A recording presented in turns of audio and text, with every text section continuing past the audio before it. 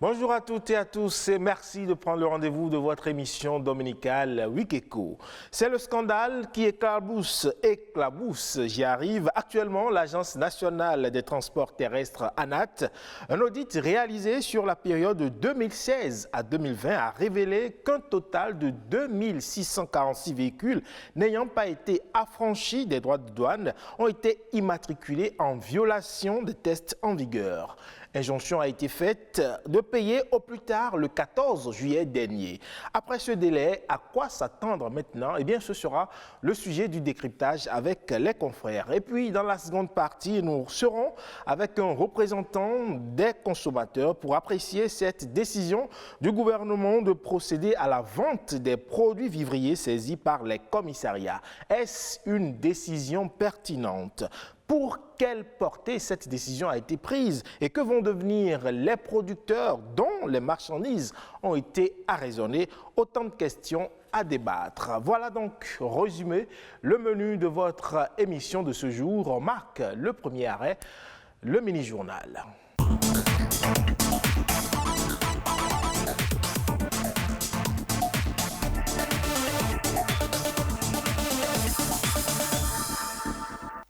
Madame, Monsieur, bonjour, bienvenue dans ce mini-journal de Week-Echo. À l'échelle mondiale, 20% des jeunes sont non scolarisés, sans emploi et ni formation, parmi lesquels 3 quarts sont des filles. Le déclin de l'emploi créé par la crise de Covid-19 n'a pas été compensé par le rendement de l'éducation et de la formation. Pour parer au plus pressé, les Nations Unies ont appelé les États à réimaginer les compétences des jeunes après la pandémie le 15 juillet dernier, consacrée à la célébration de la Journée mondiale des compétences des jeunes. Chefs d'entreprise et professionnels en ressources humaines se prononcent sur le sujet dans ce reportage de Rodrigue Blondoumet et Patrick Adjabodjou. Josaphat est patron d'une jeune entreprise de communication et de production audiovisuelle.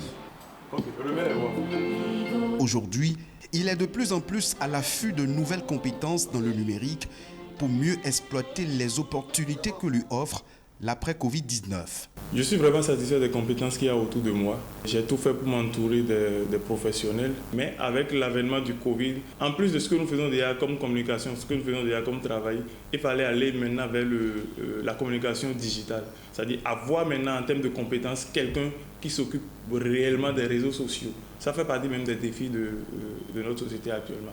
Trouver le profil idéal du demandeur d'emploi qui a la compétence recherchée, un nouveau défi pour les entreprises. Si en milieu professionnel, l'adéquation compétences et emploi est à la pointe des priorités, les recruteurs sont aujourd'hui sensibles à l'agilité numérique des candidats à l'emploi.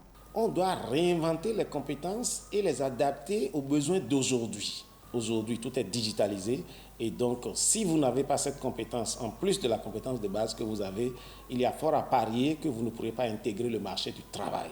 La compétence aujourd'hui exige un ensemble d'autres choses que ce que nous avons appris par le passé. Avant, on était géographe, historien et tout, mais aujourd'hui, on sera géographe numérisé.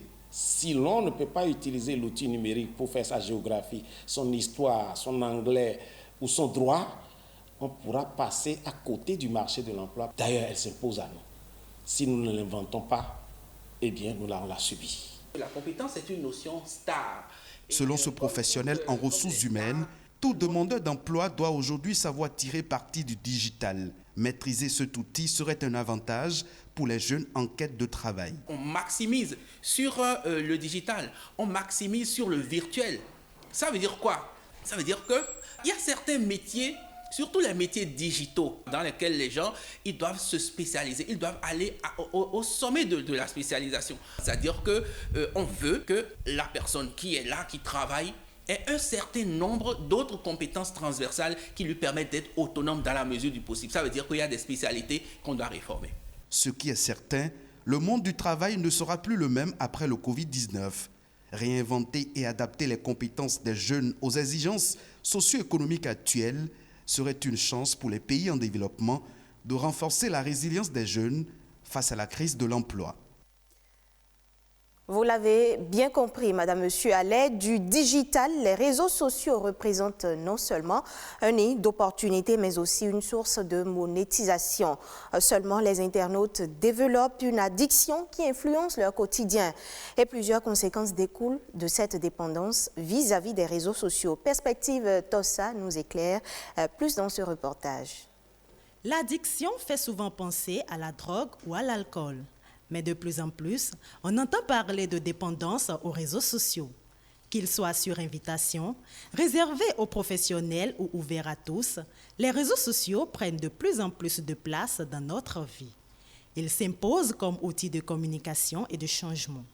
Influencer, bloguer ou youtuber sont les termes les plus utilisés. Le blogueur, c'est celui-là qui crée des articles sur Internet. C'est donc un internaute qui écrit des textes, qui les partage, qui les diffuse, qui emmène peut-être des gens à découvrir un environnement, un coin, un village ou quoi que ce soit. Et le youtubeur, c'est également un internaute, mais lui qui crée des vidéos sur YouTube, il les partage, qui est une source de monétisation pour lui.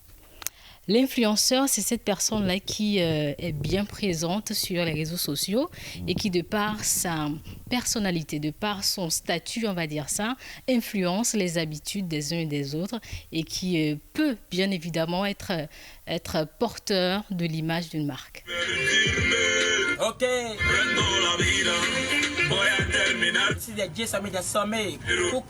De suiveurs de fil d'actualité, on passe facilement à suiveurs de tendances, de mode de vie ou de points de vue.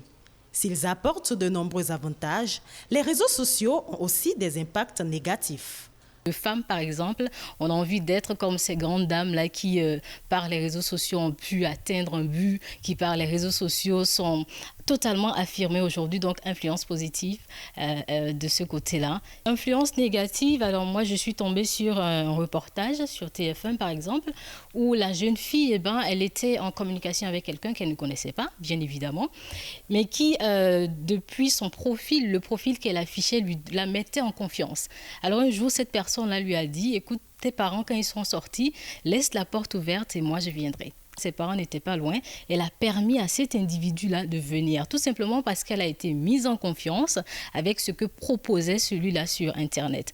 Il existe des influenceurs et ces derniers créent des influencés.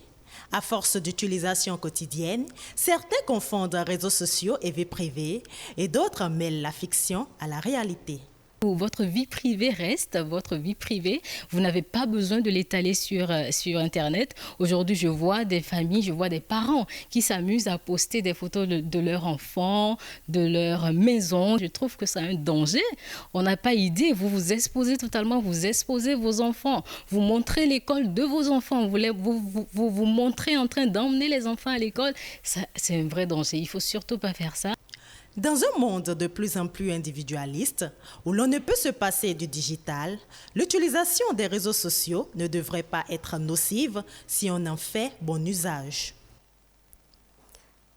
Volet éducation dans ce mini-journal. Les admis au bac sont connus depuis quelques jours. Pareil pour ceux qui n'ont pas pu tirer leur épingle du jeu. Deux catégories d'individus se distinguent à la suite de la proclamation des résultats d'un examen scolaire. De la joie pour ceux qui ont réussi et de la tristesse pour les candidats qui ont échoué. Ces derniers, selon les recommandations, doivent faire l'objet d'accompagnement moral et psychologique de la part des proches. Ce reportage nous en dit plus.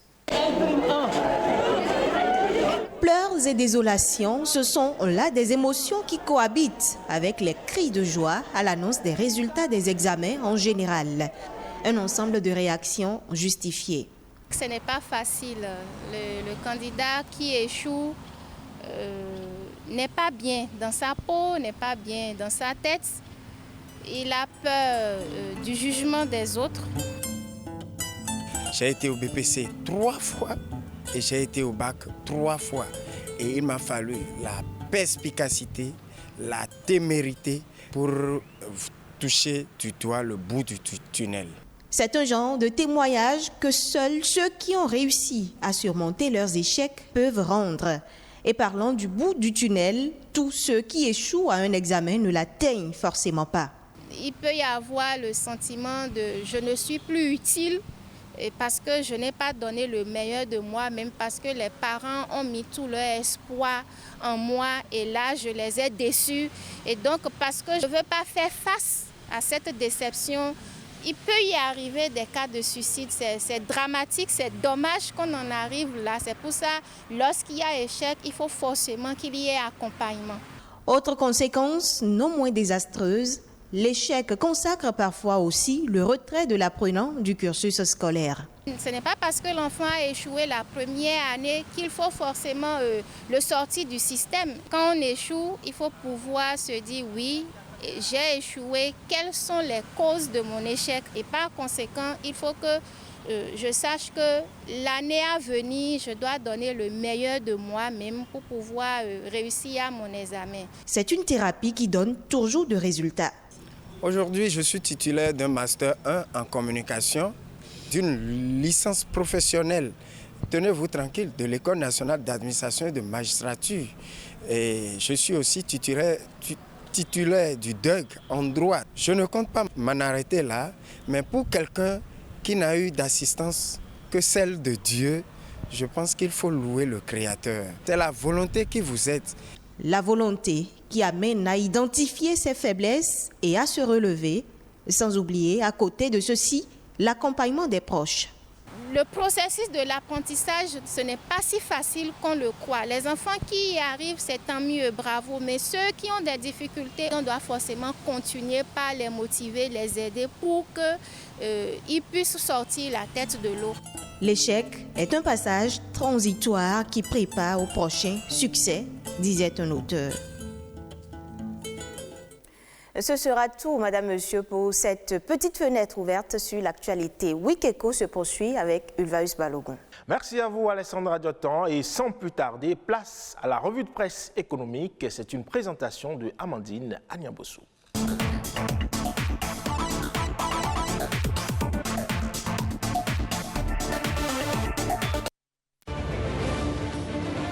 Mesdames, Messieurs, bonjour et bienvenue dans cette revue de presse économique.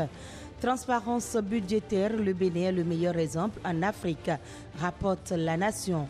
Le journal affiche ce rang après la sortie du rapport 2021 sur la transparence budgétaire du département d'État des États-Unis.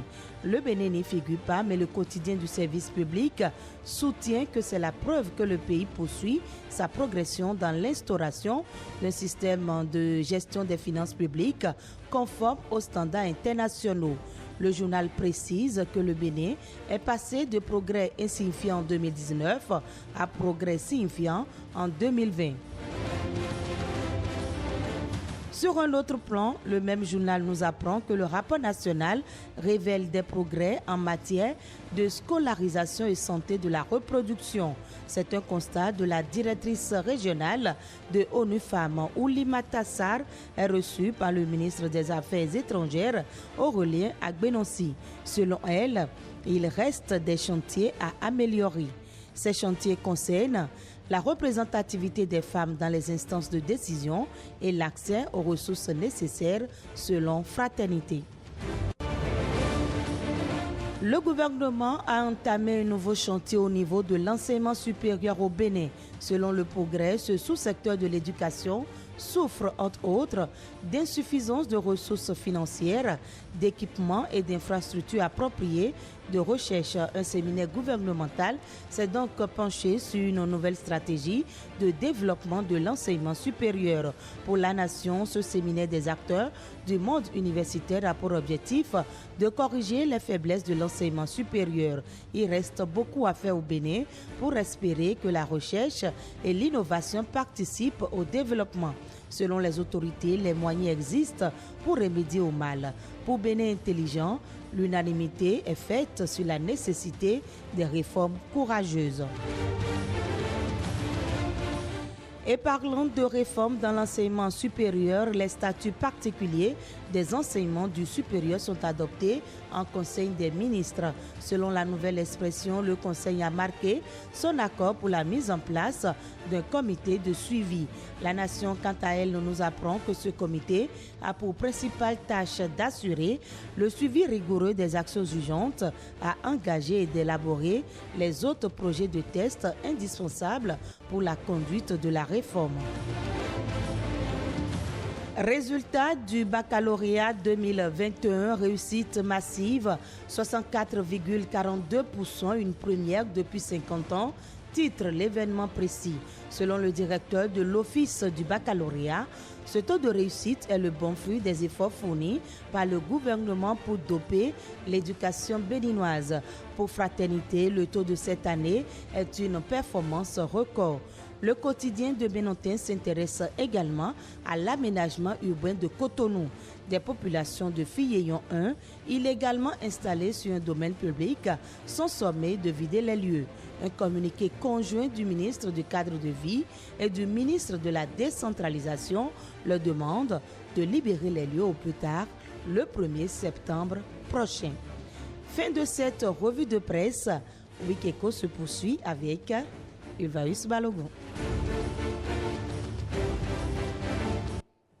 Merci à vous, Amandine. On installe à présent le plateau du décryptage. On va s'intéresser à cette injonction faite aux propriétaires de véhicules qui ont frauduleusement immatriculé leur voiture sans au préalable avoir pris le soin de payer les frais de douane.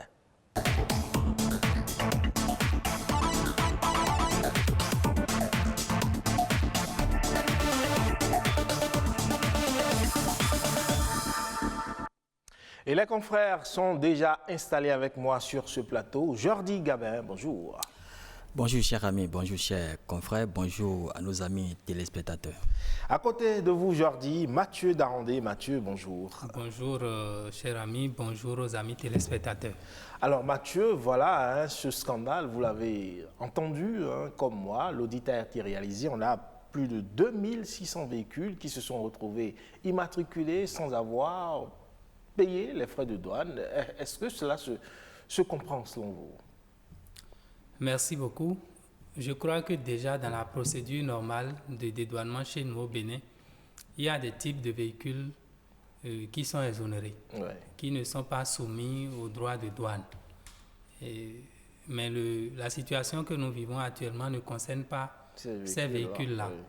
Il s'agit d'un audit qui a été réalisé et qui a révélé que dans le processus, plus de 2000 véhicules ont échappé frauduleusement aux frais de douane et se sont retrouvés dans la circulation. Je crois que c'est une question de responsabilité et au cours de ce décryptage, nous allons essayer d'analyser un peu pour voir à qui cela incombe réellement. Et comment cela a pu se faire. Alors Jordi, est-ce que vous comprenez que d'importantes ressources de l'État, plus de 7,9 milliards, plus précisément environ 8 milliards de francs CFA, qui ainsi un préjudice financier créé à l'État du fait de ce scandale-là? Voilà, avant de parler des préjudices, je voudrais, dans l'absolu et à la décharge de la commission d'audit, saluer ce courage, saluer cette dynamique du gouvernement qui a voulu rétablir les normes.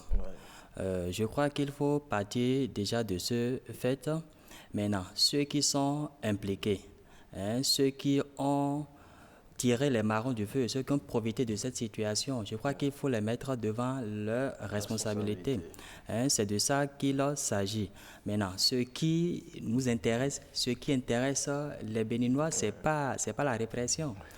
C'est comment faire pour renflouer les caisses de l'État. C'est comment faire pour trouver les moyens pour réparer ce préjudice-là. Parce que nous parlons d'environ 8 milliards. Nous parlons d'environ 8 milliards. Et quand on tient compte de l'affaire ANAT, il s'agit d'environ 14 milliards. C'est des écoles qui sont parties en fumée.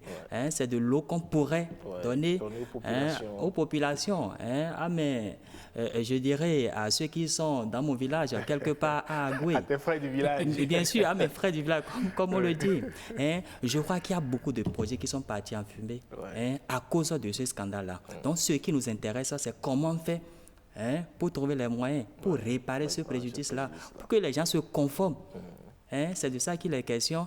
Et je crois qu'il y a un comité qui est mis en place et qui travaille quand même pour l'aboutissement, pour la concrétisation de ce projet-là. Alors, avant de voir la façon dont cela pourrait se faire, on se rend quand même bien compte que de plus en plus, la lutte contre la corruption, malgré les volontés affichées des gouvernants, la lutte contre la corruption à la peau dure, parce qu'au-delà de tout, on continue quand même de piller, malgré le dispositif législatif, malgré les sensibilisations et tout ça. Il y a des personnes qui continuent quand même de passer entre les mailles des filets. Non, je crois que ce n'est pas nouveau et ce n'est pas seulement au Bénin qu'on remarque ces gens de déviance ou bien des gens qui résistent quand même à la loi. Quelle que soit l'importance, la dimension de l'arsenal juridique ou bien des dispositions qui ont été prises, il y a toujours de ces gens qui traversent ou bien qui arrivent à se faufiler voilà, entre les mailles et qui ne respectent pas, disons, mais à un moment donné, ceux-là se retrouvent sous le coup de la loi et répondre de leurs responsabilités. C'est de ça qu'il est question maintenant. Il n'y a pas que l'affaire Anat. C'est vrai que nous n'allons pas devancer les faits, mais il y a beaucoup de scandales dans le pays. C'est vrai, la volonté du gouvernement est affichée. Il y a la volonté qui est permanente. Qui est évidente. Maintenant, comment on fait pour prendre la mesure de la situation, pour appliquer et pour réprimer davantage, pour que, à défaut de réduire complètement, qu'on limite ces gens de déviance ou qu'on limite de pratiques de nos habitudes et de nos mœurs. Alors Mathieu, voilà, cette situation nous révèle qu'il n'y a pas de corrompu sans corrupteur. Oui, bien évidemment. Comme le disait un artiste de regrettée mémoire, il faut changer la tête. Il faut changer les membres de la tête, il faut changer le corps de la tête, il faut changer la tête de la tête.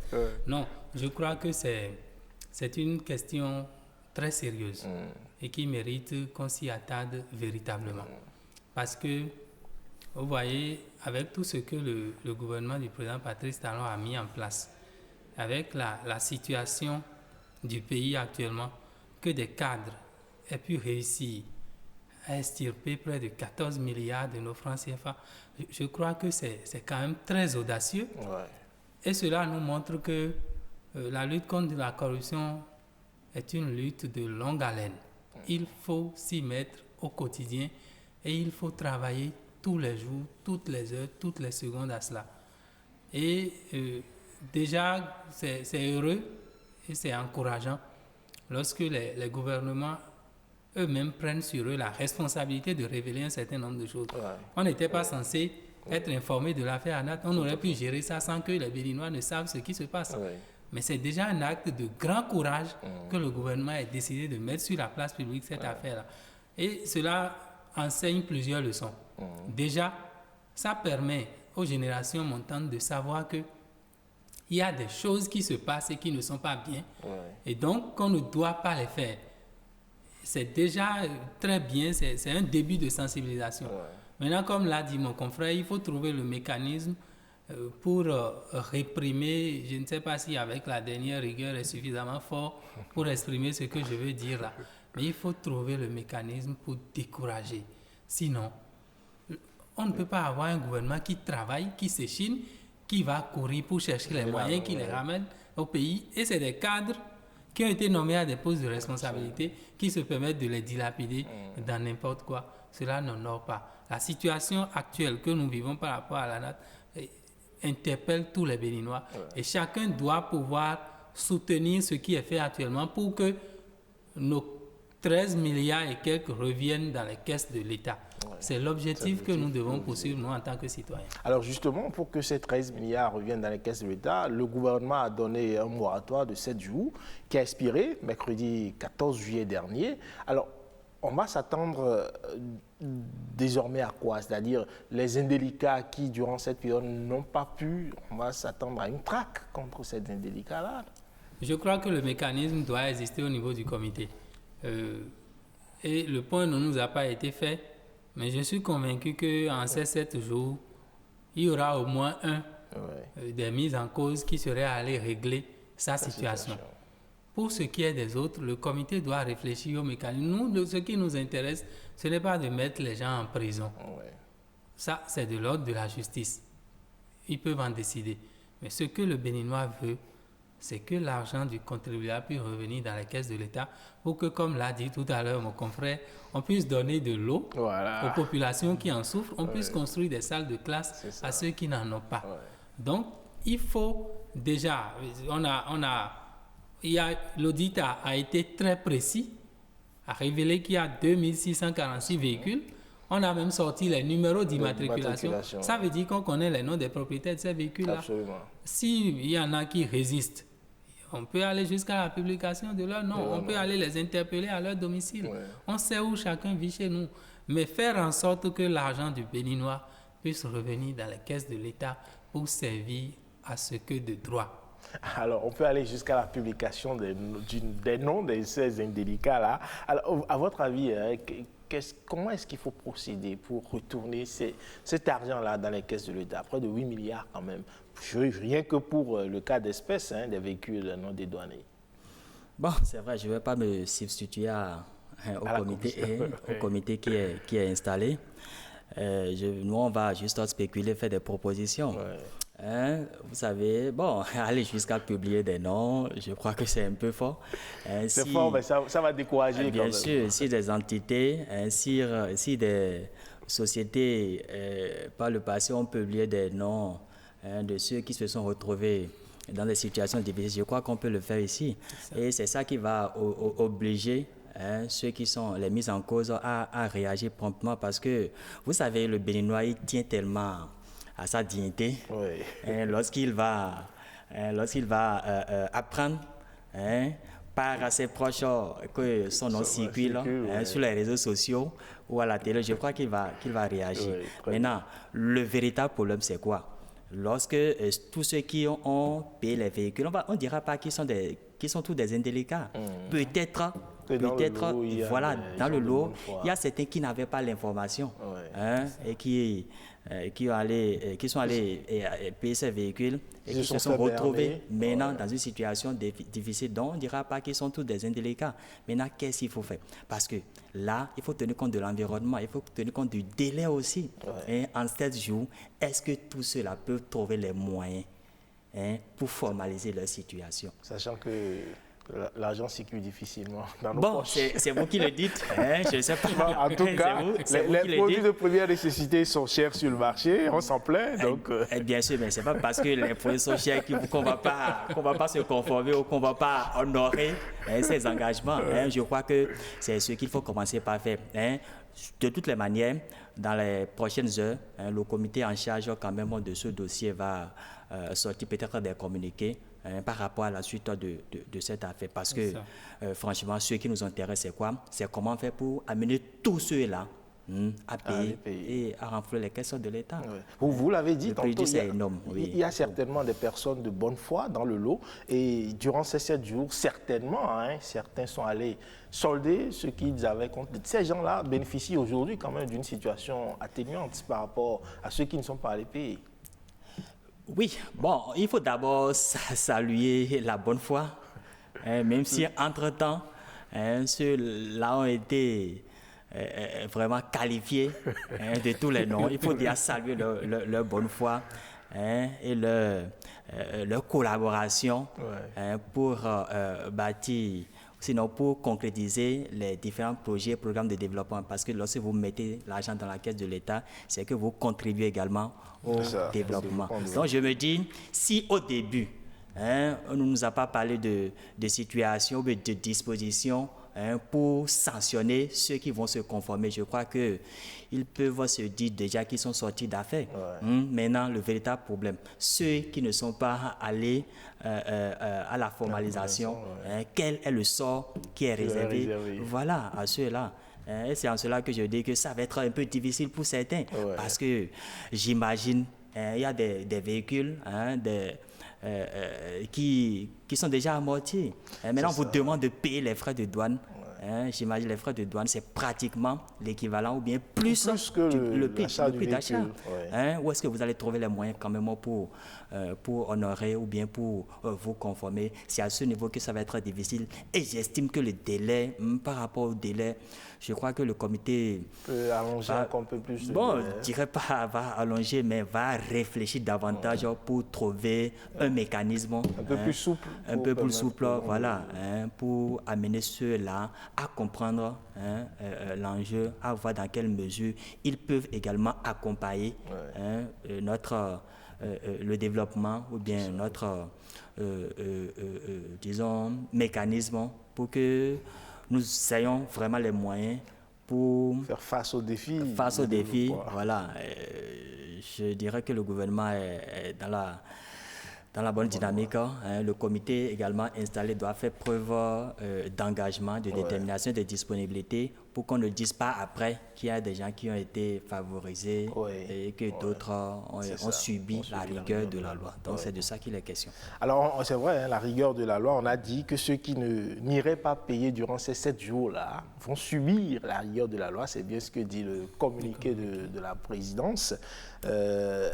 Subir la rigueur de la loi en 7 jours, des gens qui doivent aller payer peut-être le double du prix d'achat de leur véhicule. 7 jours semble un peu court. Oui, tout à fait. Mais je crois qu'il faut relativiser. Le communiqué est très précis. Vous avez 7 jours pour vous rapprocher des services compétents. Cela ne veut pas, enfin, selon ce que je comprends, cela ne veut pas dire forcément qu'il faut déjà aller avec de l'espèce sonnante et trébuchante pour aller rembourser ce que vous devez. Mais déjà vous rapprocher du comité pour savoir quelles sont les dispositions que vous pouvez prendre. Comment est-ce que vous pouvez arriver à régler votre facture? Qu'est-ce qu'on peut vous aider à faire pour vous tirer d'affaire? C'est déjà très important de ne pas rester caché lorsque votre véhicule se retrouve dans cette situation-là. Je crois qu'au niveau du comité, les réflexions doivent être aussi forcément en cours pour qu'on puisse nous dire exactement quel est le circuit par lequel ces 2646 véhicules se sont retrouvés dans la circulation. Parce que comme nous le savons chez nous, ce n'est pas évident que le propriétaire de véhicule soit vraiment impliqué dans cette affaire-là. Ce n'est pas très évident. Quand on achète une voiture chez nous, c'est un transitaire qui vous fait toutes les courses.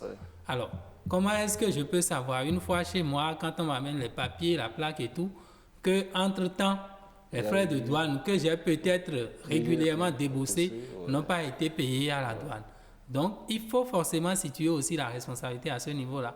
On a appris qu'il y a des gens qui sont en cavale. Cela ne nous arrange pas. Il ne faut pas que des gens soient en cavale. Il faut qu'ils soient là pour répondre de leurs faits. Il faut qu'ils soient là pour rembourser l'argent de l'État qu'ils ont dilapidé. Ça, c'est très important pour nous. C'est l'objectif même du Béninois, ça. Alors, on sait que la douane aura une grande responsabilité dans cette affaire-là, parce que s'il faut extirper ces 2000 véhicules de la circulation, il faudra forcément des contrôles routiers pour pouvoir les identifier, ou c'est-à-dire à défaut de publier les noms. Il faudra des contrôles routiers pour les arrêter, les arraisonner et prendre leurs véhicules. C'est une responsabilité qui incombe à la douane, qui déjà quand même fait beaucoup pour l'économie nationale.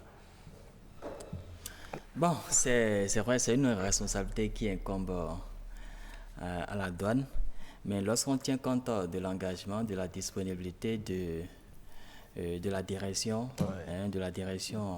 des douanes, on se dit vraiment le directeur général et ses collaborateurs vont trouver les moyens quand même pour l'accomplissement ou bien pour la mise en œuvre de ce plan de travail. Je crois que ça va être possible si le comité est installé également nous sort, disons, une disposition qui nous suit davantage, qui nous montre en quelque sorte ce que ces services feront les jours à venir. Donc, je n'ai même pas d'inquiétude par rapport à ce que la douane va faire à ce niveau. Maintenant, la leçon qu'on peut tirer de ce scandale, de cette affaire, c'est quoi? Ça va amener les populations à prendre la mesure de la situation, à se dire qu'il faut désormais faire attention. Il faut désormais faire attention face à ces genres de situations. C'est une prise de conscience en général. C'est vrai que la prise de conscience est d'abord individuelle. C'est une responsabilité individuelle. Et tout un chacun de nous doit savoir quand même qu'il n'y a rien de facile. Tôt ou tard, vous serez rattrapé et vous allez subir la rigueur de la loi. Donc désormais, les Béninois doivent faire attention pour que cette situation ne les rattrape pas. Mathieu, une responsabilité pour chaque citoyen, éviter de tomber dans des pièges de ce genre-là. Oui, la quête de la facilité n'a jamais conduit à un bon port. On n'en profite que pour un moment. Et puis après, on tombe dans les travers. Je crois que ça doit servir de leçon déjà à chaque responsable nommé à un poste. Il doit savoir que c'est une mission, c'est un service qu'on lui demande et qu'il doit l'accomplir dans les règles de l'art. Et maintenant, pour tous les Béninois, pour tous les citoyens, ils doivent savoir que quel que soit le niveau où on se retrouve, il ne faut jamais chercher à profiter d'une facilité.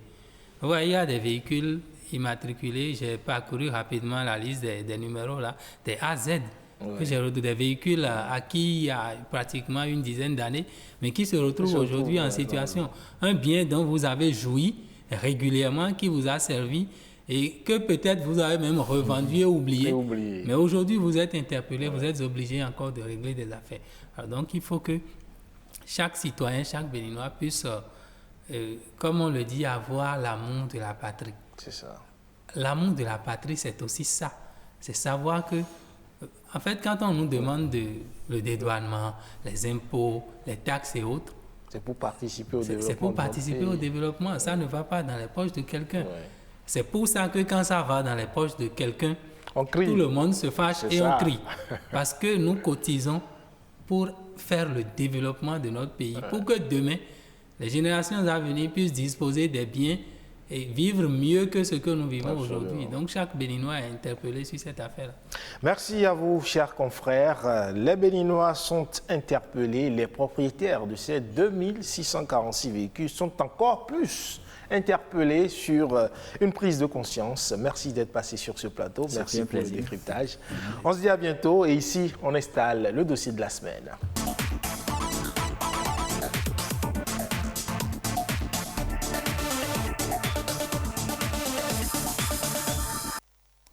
On parle de l'autorisation accordée au commissariat de revendre les produits vivriers et intrants agricoles qui ont été saisis et que certains citoyens ont tenté frauduleusement de faire quitter le territoire national. Avant d'installer notre invité, on suit cet élément et on revient.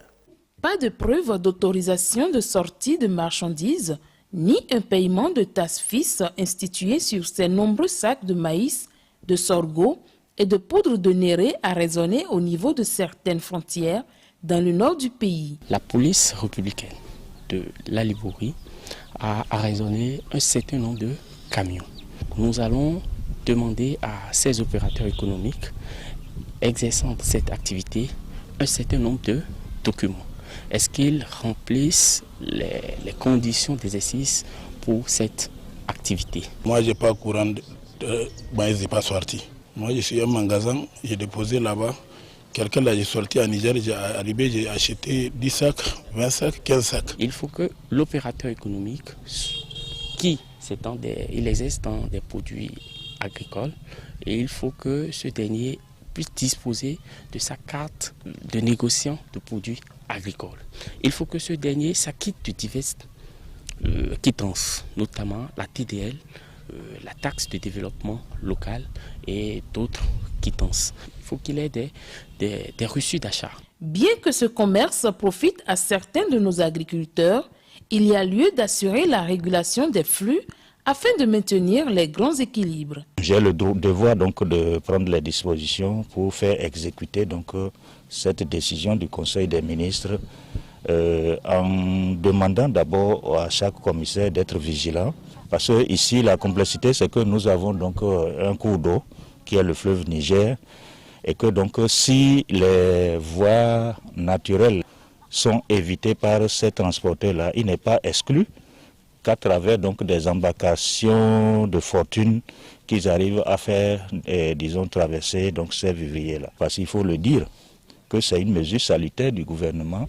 Alors si déjà, à l'heure actuelle, au mois de juin, où les pluies n'ont même pas commencé véritablement, pour qu'on commence déjà la production, si le sac de maïs est à 25 000, c'est dire que si on va jusqu'en août, même le moyen, c'est-à-dire le citoyen moyen, aura des problèmes à se nourrir. Alors donc c'est en ce terme-là que la décision du gouvernement est salutaire. Il y a des conditions requises qu'on doit réunir. Ceux qui transgressent ces conditions doivent en répondre. Il ne sert à rien de continuer à exporter ou bien à envoyer de par-delà des frontières des produits dont nous-mêmes nous en avons besoin. Parmi les gens qui ont été impellés, il y a des voisins de la sous-région et qui ne maîtrisent pas bien notre législation. Il faudrait les amener à se conformer à nos réalités. Il faudrait aussi sensibiliser les nôtres. D'autres marchandises ont été également arraisonnées en attendant la mise en place de mesures plus spécifiques pour régulariser l'exportation des produits vivriers au Bénin. Les sorties incontrôlées sont interdites sur toute l'étendue du territoire national jusqu'à nouvel ordre. Et voilà, le décor est ainsi planté. On parle de ce constat fait par l'élément. Et notre invité sur ce plateau est Ernest Gbagidi. Il est qualiticien, président de l'ONG des consommateurs, Bénin Santé et Suivi des consommateurs. Bonjour, M. Gbagidi. Bonjour, monsieur le journaliste. À côté de moi, pour m'accompagner dans cet entretien, Patrick Adiagodjou. Bonjour. Bonjour, Uvaïs Balogun. Alors Patrick, voilà, on parle de la cherté des produits de première nécessité, des citoyens qui tentent frauduleusement d'exporter les produits vivriers. En effet, population et usagers des marchés dénoncent depuis quelques semaines la cherté des denrées alimentaires. Ça gronde, des craintes et des inquiétudes s'accentuent. Les autorités ont fait le constat et parlent d'une grande spéculation liée à la forte demande étrangère. Ernest Gbagidi, comment se sent-on quand on apprend une telle situation ? Oui, je vous avoue que quand un consommateur apprend qu'il y a une situation au niveau alimentaire, ça fait dresser les cheveux. Vous savez, on dit le ventre affamé, la pointe d'oreille. Et les différents organes nobles de notre corps tirent les différents nutriments en termes d'énergie et autres de l'appareil digestif. Et quand on vous annonce que vous aurez un appareil digestif qui serait mis au repos, imaginez tout ce que ça peut créer comme dégâts. Voilà. Donc, on n'est pas tranquille. Et deuxième chose, quand vous êtes un père de famille, on vous dit que désormais vous n'aurez plus la possibilité de donner à manger à vos enfants comme il se doit. Imaginez ce que ça peut faire. Des étudiants qui ont été informés de pareilles situations, le réseau universitaire, vous savez, quoi qu'on en dise, ce que ça apporte à l'étudiant avec tous ces corollaires. Donc c'est vous dire que c'est préoccupant. Maintenant, pour les gouvernants, n'en parlons plus. Vous avez des populations qui ne mangent pas à leur faim. Vous aurez des filles à retour. Et quand vous plantez ainsi le décor, la situation semble profiter aux associations de consommateurs et grossistes céréaliers. Non, pourquoi les associations de consommateurs, ils ne sont pas... Elles sont des victimes, simplement. Les associations sont des victimes. Maintenant, certains commerçants indélicats, peut-être, qui parfois profitent de l'occasion pour animer la spéculation sur le marché. C'est ce à quoi on assiste. Il y a effectivement des produits qui se font rares. Et on a les explications. Mais il y a d'autres. On crée la spéculation artificielle et chacun monte les prix comme il veut. Et comme le système de contrôle n'est pas très opérationnel, on expose seulement les populations à ces abus-là, ce qui n'est pas normal. Et là, je suis d'accord qu'en ce moment, les associations de consommateurs sont activées et ils doivent pouvoir jouer leur rôle et donner l'alerte. Elles ne sont pas là pour jouer le rôle de gendarme. Ça, c'est la surveillance du marché, relève de l'État. Nous sommes simplement un dispositif d'alerte. Face à l'appétit vorace, on tente de le dire, des grands pays consommateurs de nos produits vivriers, le gouvernement tape du poing sur la table et interdit désormais les sorties incontrôlées des produits vivriers vers les pays de la sous-région. Oui, est-ce qu'on va dire que le gouvernement tape du poing? Non, je crois qu'en temps normal, c'est normal. L'animation du commerce est régulée. Il y a un texte qui encadre le commerce. On a parlé de libre circulation des biens et personnes. Je suis d'accord, mais dans des conditions bien précises. L'État vient de faire le recensement agricole. Et on n'a pas, à la suite de ce recensement, on ne nous a pas dit que nous serons en face d'une insécurité alimentaire. Et quand subitement vous constatez une telle hémorragie et on vide le marché de sa substance, alors que dans les données, l'État estime qu'on peut gérer la crise jusqu'à un niveau donné, un beau matin, on serait surpris, on serait en face de greniers déjà éventrés, vidés, et bonjour les dégâts. Donc, il était important que l'État arrête et mette fin à cette situation qui est une situation de tricherie simplement, qu'on ne saurait admettre. Parce que dans tout système, il faut se rabattre au test. Quand vous voulez faire du commerce, vous avez des documents qui vous autorisent à le faire. Et que ce soit le jour ou la nuit, vous arrivez à des frontières, vous avisez vos documents et vous circulez normalement. Mais quand vous profitez d'une situation conjoncturelle pour tirer profit, l'État doit pouvoir vous arrêter. Et c'est pourquoi on a l'impression que l'État a tapé du poing sur la table. Non, l'État a voulu ramener tout le monde à la conformité. Très bien. Et au lendemain de cette décision qui interdit les sorties frauduleuses des denrées alimentaires vers les pays de la sous-région, plus de 3000 sacs de produits vivriers ont été saisis, ce qui, une saisie chiffrée à des centaines de tonnes de denrées alimentaires. La moisson, elle est bonne et on est satisfait. Imaginez que ça là, et c'est ce qu'on a pu arrêter. Oui. Peut-être d'autres sont déjà partis. Il y a le nombre de frontières que nous avons. Donc, je voudrais vous raconter même dans cette situation. Moi, j'ai un collègue responsable d'association de consommateurs au Niger qui m'a appelé, qui m'a dit, M. Baguidi, nos importateurs ont des soucis avec vous. Je dis, lesquels? Je dis, bon, de toute façon, il y a quand même des camions en partance du Bénin avec des vivres qui devraient nous aider à soulager nos consommateurs du Niger, mais ils ont été bloqués à la frontière. Qu'est-ce que vous pouvez pour nous? Je dis, mais écoutez, je ne suis quand même pas un apatride. Vous estimez que moi, je laisse les miens dans la détresse et que je vous accompagne à soulager les vôtres. Ça ne fait pas sérieux.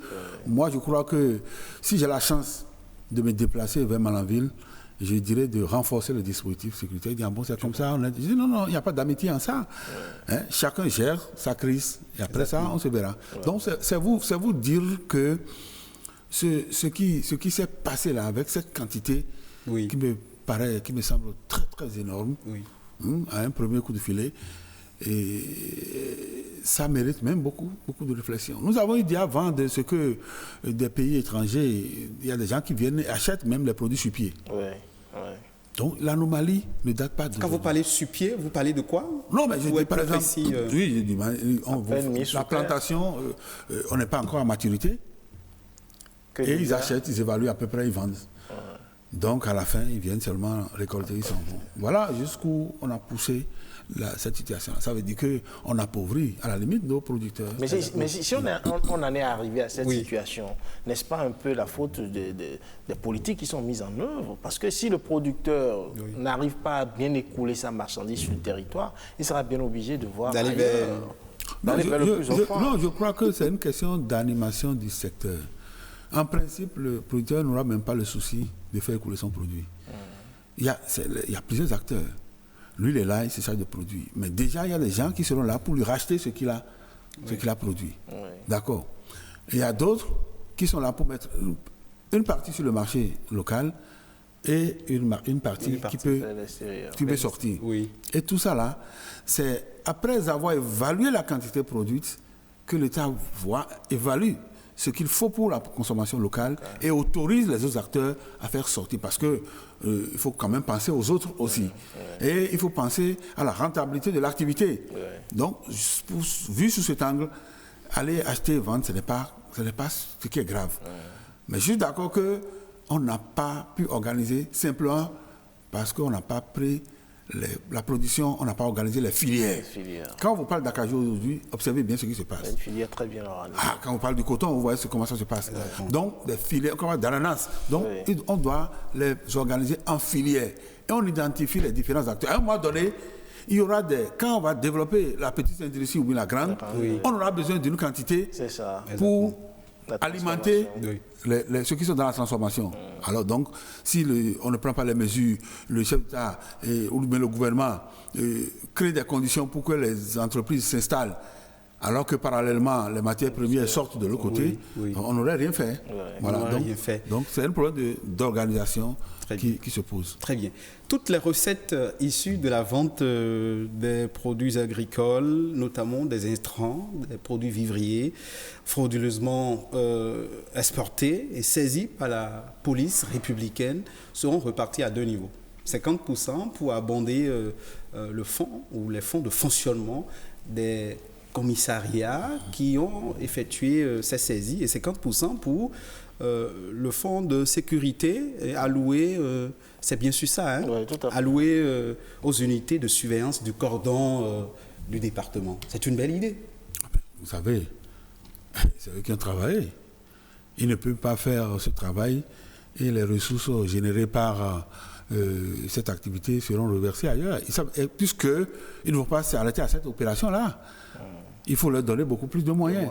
Maintenant, si l'État doit dire de reverser dans la caisse du Trésor et après ressortir encore les sous vers ces commissariats qui ont besoin de ressources pour surveiller le marché, pour surveiller les mouvements, ce ne serait qu'une question d'écriture. C'est pourquoi le gouvernement estime que c'était mieux allouer directement. Voilà. Et l'autre chose, on a dit, les ventes seront faites au niveau des commissariats. Mais je crois que c'est aussi bien. On a connu une période où on a fait vendre des vivres au niveau des arrondissements, des mairies. Alors, ça a été détourné.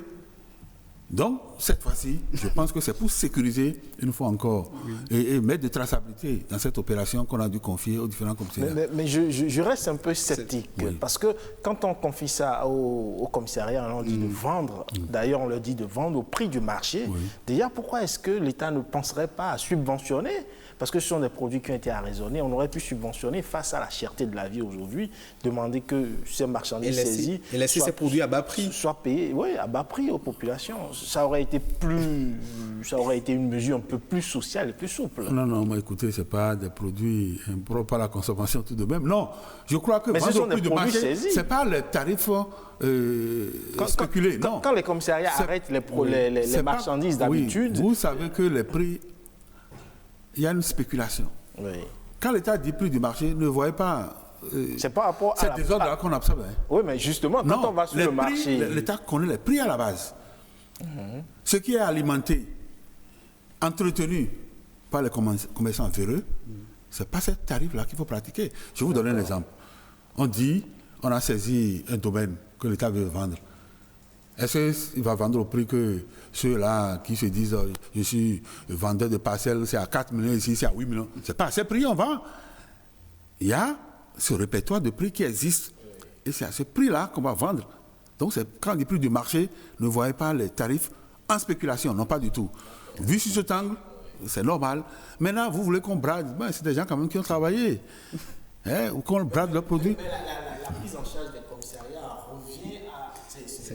relève de l'État. Mais c'est pas je vous dis. Mais c'est l'argent du producteur, par exemple. Non. C'est pas l'argent du producteur, on n'a pas saisi les produits. Les gens sont allés acheter chez les producteurs. C'est ceux qui sont allés acheter pour vendre qui ont perdu. Oui, mais ils ont perdu. Mais quand vous êtes dans la fraude, quand vous allez importer de l'essence du Nigeria, on vous prend. Mais vous perdez. De la même façon, ils veulent sortir frauduleusement des produits du territoire. Oui. Ils ont été pris, ils vont perdre, et même dans savoir qu'ils sont en situation irrégulière, on pouvait même les poursuivre. Mais ce que moi je dis, c'est suffisamment grave qu'il faut être... les vôtres ont faim, ils ne trouvent pas à manger. Oui. Et pour vous, votre intérêt personnel, vous organisez la sortie des produits de votre territoire. Et sans avoir l'autorisation. Je peux comprendre que ceux qui sont dans le secteur continuent leurs activités, on peut leur dire non, écoutez, réduisez quand même la sortie. Oui. Mais vous qui n'êtes même pas dedans, c'est une opportunité ça là? Non, il ne faut pas profiter. Ernest Baguidi, gouverner c'est prévoir. Que faire pour éviter une situation pareille? Non, je crois que j'avais déjà dit qu'il faut organiser les filières. Il faut organiser les filières et faire le recensement agricole, continuer de le faire comme on le dit là. Oui. D'accord? Et renforcer au niveau du cordon, effectivement, ces sorties-là, et faire en sorte que ceux qui sont dans le commerce des produits vers l'interland, oui. que dans un registre, qu'on les connaisse, on sait que c'est eux qui sont dans le secteur, oui. Et qu'on puisse évaluer la quantité de produits qui sortent du territoire national. C'est aussi très important. Sinon, nous n'avons pas de détenus, nous n'avons pas de chiffres. Et pour qu'on puisse exploiter pour oui. Demain, si nous voulons étendre, accroître la production dans chaque filière, puisque si on évalue mal, il peut y avoir de surproduction. Ouais. Et là, les prix vont tellement baisser que le producteur aussi va perdre.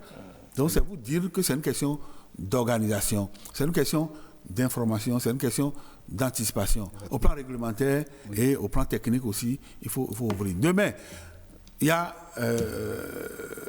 effectivement, un débat qui a surgi. Oui. Il faut avoir le courage de le dire. D'aucuns estiment que c'est parce que le hasard n'aurait plus existé pour avoir des stockages, tout ça. Bon, ça va dans tous les sens. Oui. Dans tous les sens. Mais un mécanisme régional est en train d'être mis en place oui. Pour suppléer à l'ONASA, ce que les gens ne connaissent pas. Okay. Et les responsabilités seront partagées, les communes seront directement impliquées dans ce nouveau mécanisme-là. Donc ça vous dit, je comprends que les gens n'aient pas pu accepter ce qui oui. Est arrivé, mais c'est le gouvernement qui, après évaluation, a pris sa décision. Oui. Si cette situation peut l'amener à revoir, à reconsidérer, oui. Bon, nous on n'en sait rien. Le défi aujourd'hui serait d'éviter que cela arrive. Voilà, mais il faut organiser, il faut accroître la production aussi. Oui. Accroître la production. Accroître la production. Oui. En tant que président d'une association de consommateurs, oui. Est-ce que vous avez un mot à l'endroit des consommateurs? Non, mais moi, je voudrais demander aux consommateurs de se calmer et de lire correctement le marché. Parce que ces derniers temps, il y a des produits frelatés. Je veux parler de l'huile, par exemple. Il y a plusieurs variétés d'huile. Il ne faut pas qu'ils prétendent que les produits sont chers et se jeter dans n'importe quoi. Non, ils n'ont qu'à se calmer. Quand vous ne connaissez pas un produit, il ne faut pas y aller. Non. Mais c'est difficile, hein, la vie est chère, il n'y a pas forcément... La vie est chère, mais le pauvre doit toujours viser la qualité. Toujours viser la qualité, oui. Ça c'est... Merci, Ernest Baguidi, on vous aura compris pour ces belles... Cette belle conclusion, parce qu'en tant que qualiticien, quand il met l'accent sur la qualité pour le consommateur, c'est très important. C'est impératif de mon point de vue. Merci à vous. Ernest Baguidi, merci. Merci Patrick Adjabojou pour avoir conduit cet entretien. Ce sera tout pour Week Eco de ce dimanche que vous pouvez retrouver avec plaisir sur la page Facebook de l'ORTB, sur le site internet de l'ORTB, www.ortb.bj et bien évidemment sur la page Facebook de votre émission Week Eco et sur la page Facebook de Bénin Business 24. Portez-vous bien et à dimanche prochain.